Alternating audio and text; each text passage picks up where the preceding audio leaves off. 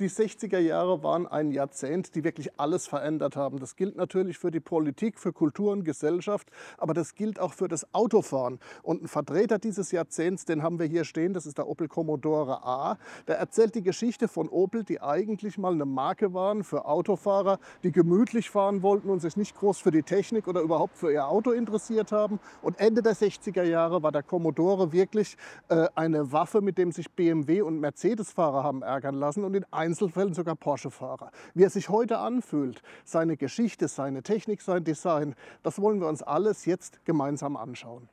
Eigentlich ist der Opel Commodore nur ein etwas luxuriöserer und schnellerer Opel Rekord, aber das steht seinem Erfolg überhaupt nicht im Weg. Er verkauft sich zwischen 1967 und 1972 über 150.000 Mal.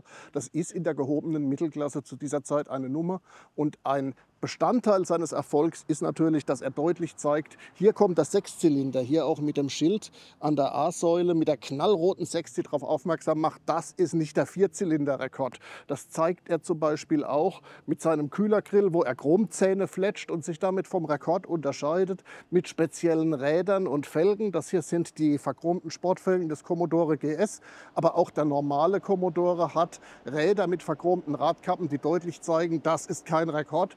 Und ansonsten ist er natürlich ein typisches GM-Produkt im ganzen Stil seiner Zeit, der späten 60er Jahre, als in Amerika die Fastback-Mode-Serie ist. So sieht auch das deutsche Coupé aus. Und mit dem dezenten Hüftschwung an der C-Säule, der zeigt, das ist kein deutsches Auto, sondern ein deutscher Amerikaner. Und darauf sind die Leute damals scharf. Das finden sie viel attraktiver, als nochmal einen Audi zu kaufen oder schon wieder einen Mercedes mit Heckflossen wie im Stil der 50er Jahre. Und deshalb ist der Opel Commodore ein sehr angesagtes Auto zu seiner Zeit.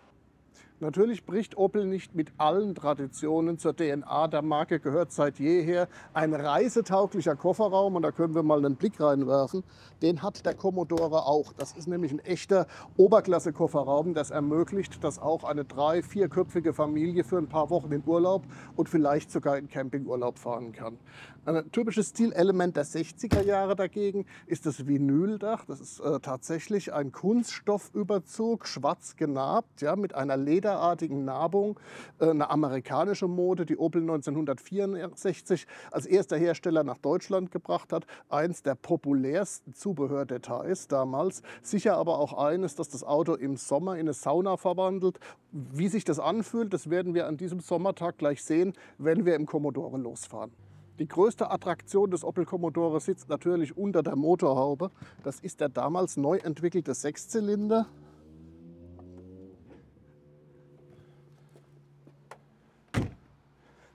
Der hat nichts mehr mit dem alten Opel Kapitän-Motor aus den 60er oder aus den 50er Jahren zu tun, sondern ist tatsächlich einer der neuen Opel CIH-Motoren mit oben liegender Nockenwelle oder zumindest im Zylinderkopf liegender Nockenwelle.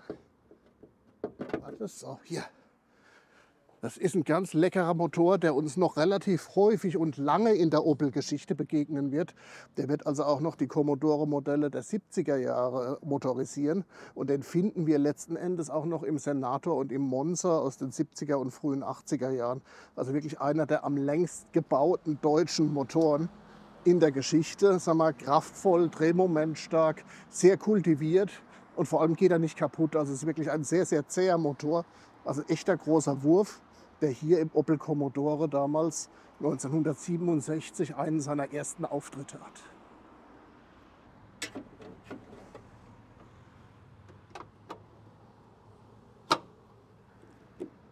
So, jetzt schauen wir uns an, wie es innen aussieht im Commodore. Dieses Video wird übrigens unterstützt von Classic Data. Das sind die Experten für Oldtimer-Begutachtungen. Wenn es um den Marktwert geht oder um den Originalzustand, 400 Classic Data-Spezialisten im ganzen Land stehen dafür zur Verfügung. Die wissen auch zum Beispiel, ob so ein Opel Commodore ein echter Commodore ist oder ein umgebauter Opel Rekord, was ja in der Szene mitunter vorkommt. Classic Data-Fragen.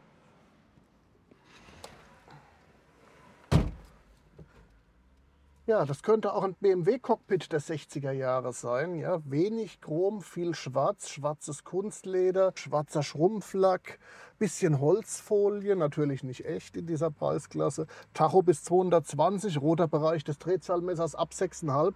Das zeigt natürlich alles sehr schön, wo Opel hin will mit dem Commodore in den 60er Jahren und auch hinkommt, weil die nachfolgenden Commodore-Modelle in den 70er Jahren sind wirklich etablierte sportliche Limousinen, mit denen Opel noch mehr Erfolg hat als mit dem Commodore A. Was nicht so ganz passt, das ist hier der Wählhebel der 3-Stufen-Automatik, aber das war damals ein relativ neues Extra. Das fanden gerade technikaffine Käufer sehr aufregend, die Automatik dazu zu bestellen. Und davon abgesehen zeigt der Commodore natürlich, sag mal, wie es war, bevor die Mittelkonsolen angefangen haben, uns die Bewegungsfreiheit in den Autos zu nehmen. Also hier mauert einem nichts ein. Es ist ein tolles Raumgefühl, obwohl der Commodore jetzt für damalige Begriffe kein riesiges Auto war, sondern nur ein Mittelklassewagen. Also man fühlt sich hier durchaus wohl und stellt sich vor, warum nicht auf eine Langstrecke gehen damit. Also heute Abend könnten wir in Paris sein. So, und jetzt wollen wir mal sehen, wie sportlich sich der Opel Commodore auf den Straßen von heute anfühlt. Vor dem schnellen Losfahren kommt erstmal das Anschnallen mit dem Original 60er Jahre Gurt, und das ist in der Tat ein bisschen unkomfortabel.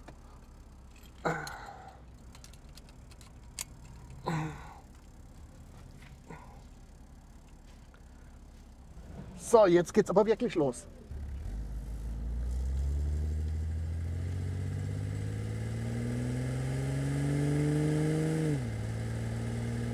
Man muss sich so ein bisschen in die 60er Jahre versetzen, wenn man am Steuer des Opel Commodore sitzt und sich vorstellen, wie der normale Autofahrer unterwegs war. Der normale Autofahrer hatte einen VW Käfer, 34 PS. Vielleicht hat er es auch zum Opel Rekord gebracht. Der hatte dann 75 PS, war aber natürlich immer noch von jeder Fahrdynamik befreit. Der Commodore kam dann 1967 zuerst mit 115 PS, dann relativ schnell als Commodore GS mit 130 PS und als GSE mit 150 PS. Und was uns heute vorkommt, wie ein netter Oldtimer mit seitig summendem Sechszylinder und einer sehr komfortabel ausgelegten Automatik, war damals eine echte Waffe und ein Auto, mit dem man die Mercedes-Fahrer ärgern konnte tatsächlich. Weil der Mercedes, der 200er, der war ungefähr in der Preisklasse des Opel, sogar etwas teurer. Der hatte aber nur einen 2-Liter-Motor und 4 Zylinder und 94 PS. Das heißt, man konnte richtig mit den BMW-Fahrern mithalten und die Mercedes-Fahrer mit diesem Opel demütigen.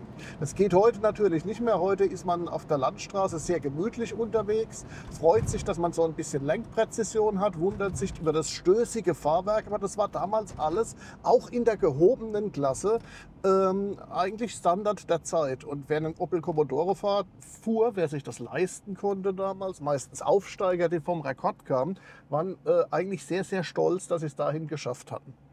Ja, drüber gab es noch die Opel-Modelle Kapitän, Admiral und Diplomat, aber das waren damals schon echte Chefwagen.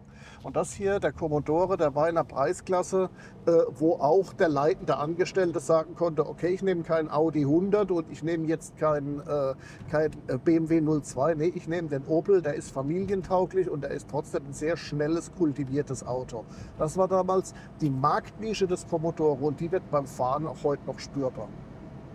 Was diesem Commodore sehr gut tut, ist, dass das Lenkrad, das ein bisschen kleiner und ein bisschen dicker ist als das Originale. Das stammt vom Opel GT und das dient der Handlichkeit natürlich schon sehr, weil der normale Opel Commodore hatte so ein großes, dünnes Lenkrad im Stil der damaligen Zeit, auch gemacht dafür, dass man ihn ohne Servolenkung gut rangieren konnte.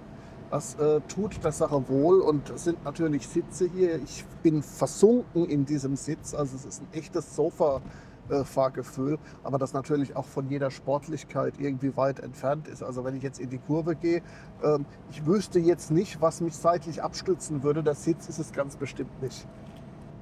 Und wenn ich jetzt natürlich hier seitlich die Seitenscheiben aufmachen dürfte, das darf ich nicht, weil sonst rauscht es und dann bin ich nicht mehr zu verstehen, dann hätte ich wirklich ein klassisches Hardtop-Coupé nach amerikanischem Vorbild. Hardtop-Coupé bedeutet ohne B-Säule und es würde an diesem warmen Sommertag der Wind wunderbar kühl durchs Auto fächeln und mir würde die Klimaanlage überhaupt nicht fehlen. Da die Fenster jetzt hier, während gedreht wird, zubleiben müssen, schwitze ich ziemlich unter dem schwarzen Vinyldach.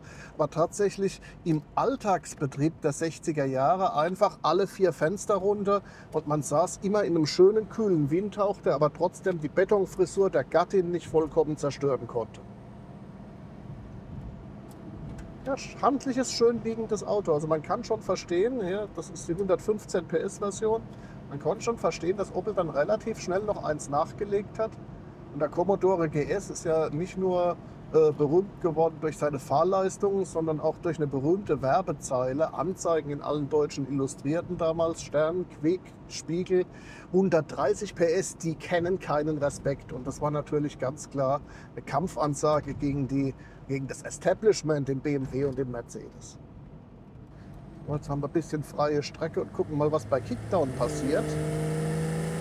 Da kommt er schon richtig ins Trompeten und dreht hoch und tut es sehr locker und leicht. Jawohl. Jetzt sind wir auf 100. Und der VW Käferfahrer der 60er Jahre konnte natürlich nur neidisch hinterher zockeln, weil bei dem war 100 schon Vollgas oder fast Vollgas.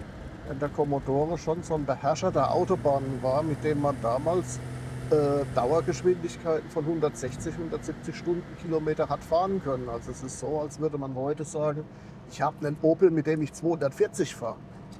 Ja, und das war auch das Selbstbewusstsein der Commodore-Fahrer, das dann letzten Endes dann in den 70er Jahren zu den Commodore-Modellen mit Frontspoiler geführt hat und dann zum legendären Opel Monza, nachdem bei Opel leider gar nichts kam. Und damit ist dann diese Tradition der sportlichen Sechszylinder und Sechszylinder-Coupés leider in den 80er Jahren gestorben. Man fragt sich immer, bringt Opel nochmal einen Monza? Diese Gerüchte gab es ja immer wieder, aber das hat sich bisher nicht bewahrheitet.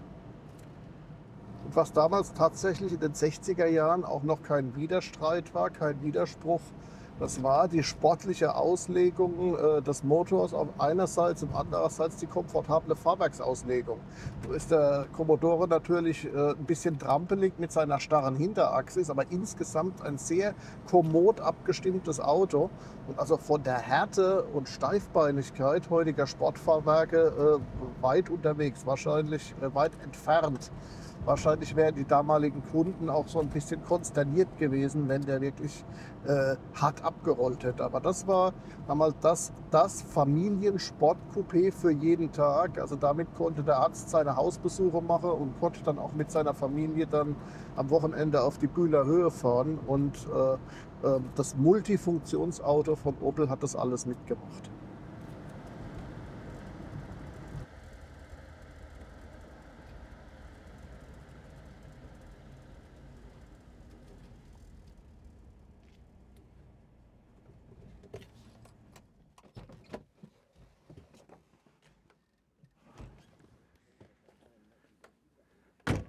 Ja, der Commodore von heute lässt natürlich den Asphalt nicht mehr brennen, aber er ist noch immer ein dynamischer Klassiker, der spürbar macht, wie sich der Aufbruch der 60er Jahre angefühlt hat. Heute würde ich ihn als Klassiker am ehesten für Leute empfehlen, denen Mercedes zu staatstragend und ein BMW zu technokratisch ist. Die könnten wahrscheinlich ziemlich glücklich werden mit so einem frühen Opel Commodore A.